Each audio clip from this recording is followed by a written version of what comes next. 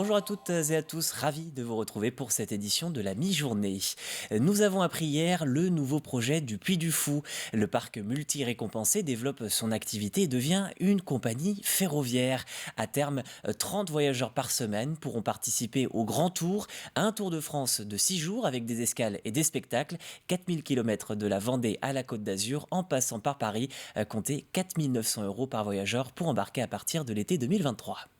Nous nous arrêterons par exemple dans les grottes de Dom Pérignon, dans la Champagne, puis nous irons à Reims, nous passerons par la cathédrale de Reims, qui est l'une des cathédrales sans doute les plus emblématiques de la France et de son histoire, et puis nous ferons une escale aux Hospices de Beaune, qui est une architecture sublime dans laquelle on aura accès à des lieux privilégiés. On s'arrêtera naturellement au bord du lac d'Annecy et pour d'ailleurs y naviguer un petit peu, et puis ensuite on ira vers Avignon, le Palais des Papes, nous irons à Aix-en-Provence où nous rencontrerons Paul Cézanne et sa peinture, et puis nous rejoindrons Arcachon. Nous aurons l'occasion aussi de prendre un déjeuner en mer du côté de l'Atlantique cette fois-ci, et puis ensuite nous traverserons le vignoble bordelais où quelques surprises nous attendront aussi sur le parcours pour rejoindre finalement Chenonceau, qui est là aussi un des joyaux des châteaux de la Loire français, et enfin gagner le Puy du Fou qui sera, vous l'avez compris, l'escale apothéose de ce voyage.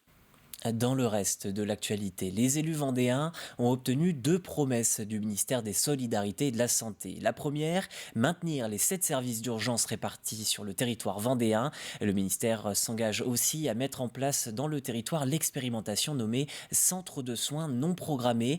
Ce dispositif, ce sont des médecins salariés qui permettraient aux Vendéens sans médecin traitant d'avoir malgré tout un accès aux soins. La prochaine réunion de travail entre les élus, c'est le 25 janvier prochain. Et puis à noter que le département vient de refranchir la barre des 200 cas pour 100 000 habitants. Aujourd'hui, un lit sur 2 est occupé en Vendée en service de réanimation.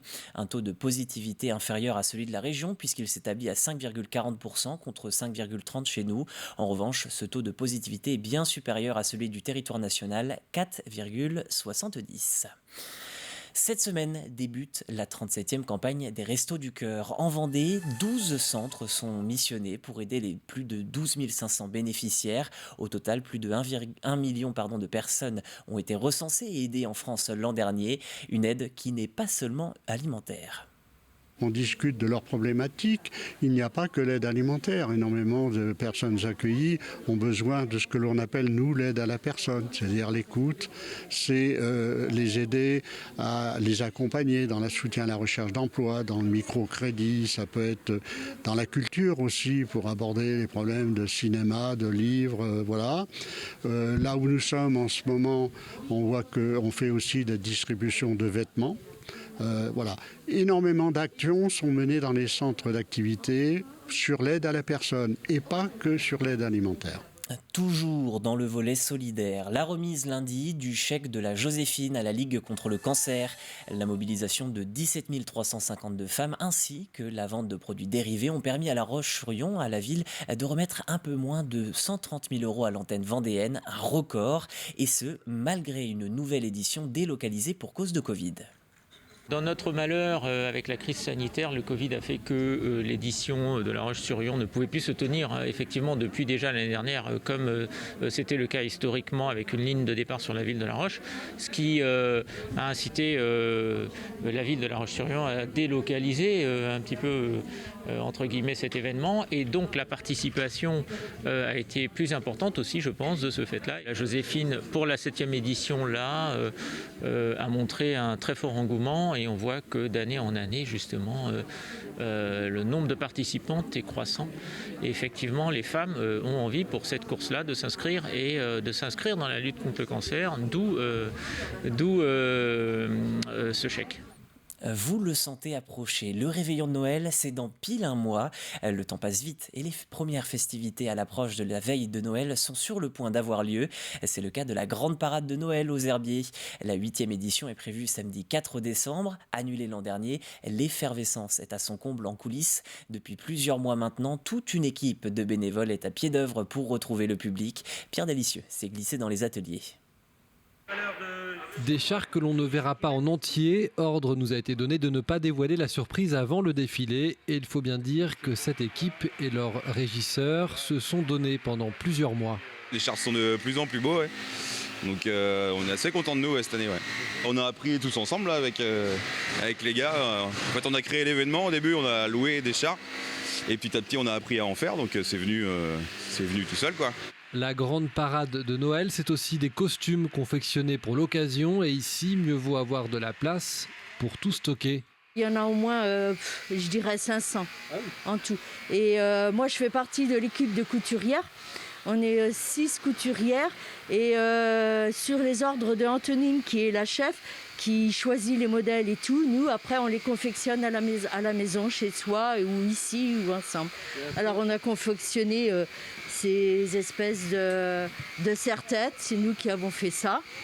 On a avec un tuto, on fabrique des choses comme ça et tout.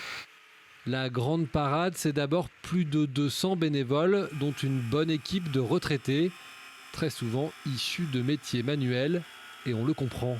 Ah, mais il faut un peu tous les corps de métier. Il faut toucher un petit peu à tout, hein, du menuisier, voilà, il y a tous les corps de métier. Et c'est quoi vous avant ? Moi j'étais mécanicien, dans l'automobile. Une parade qui se prépare donc plusieurs mois à l'avance, pas de répit ou presque pour ces bénévoles. Quand la parade de Noël elle est passée, en fait on se retrouve et puis déjà on débriefe un peu sur ce qui s'est passé, sur les chars, ce qui a fonctionné, ce qu'on aimerait voir, etc. Puis après au mois de mars on se revoit et là on redonne tous nos idées. Donc des fois il y a 50 idées de chars, il y a des chars qui reviennent tous les ans et qu'on sait qu'on fera peut-être jamais. Et là, cette année, il y a un char, par exemple, ça fait 7 ans qu'on a envie de le faire. Donc, du coup, là, c'est le gros test. On a trouvé une solution pour le faire et voilà. Une parade de Noël gratuite et ouverte à tous. Rendez-vous le 4 décembre prochain à 18h aux Herbiers. Du basket, avant de conclure ce journal. Les Tigresses tenteront de décrocher une 5e victoire de rang lors de leur 5e rencontre de l'Eurocup. Les féminines du RVBC restent sur une belle série, vous l'avez compris, de 4 victoires en 4 matchs. Déjà qualifiées, elles peuvent s'assurer la première place en s'imposant face à Garnica, leur dauphin. Le match, c'est ce soir à 20h contre Garnica et à domicile pour les Lyonnaises. Vous pouvez les retrouver à votre domicile puisque le match est retransmis et commenté par Aurélien Huard et ses équipes sur TV Vendée. Un petit mot de météo pour finir. Profitez bien de l'ensoleillement de ce matin. Les nuages prennent le relais cet après-midi et toujours ce vent avec des rafales jusqu'à 60 km/h, ce qui renforcera la sensation de froid puisqu'il est prévu 7 degrés mais avec un ressenti de 2 ou 1 degré si vous êtes dans les terres. Voilà pour votre flash. Bonne journée à vous sur TV Vendée.